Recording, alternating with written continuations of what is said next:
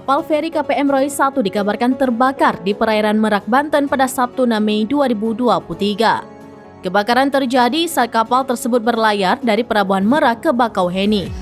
Diduga api berasal dari kendaraan bus yang berada di dalam kapal. Mesin bus plat merah itu diduga tidak dimatikan saat perjalanan dari Selat Sunda. Hal ini dibenarkan oleh seorang penumpang kapal bernama Muhammad Jihad. Jihad menduga bus tersebut mengalami korsleting listrik lantaran klakson terus menyala.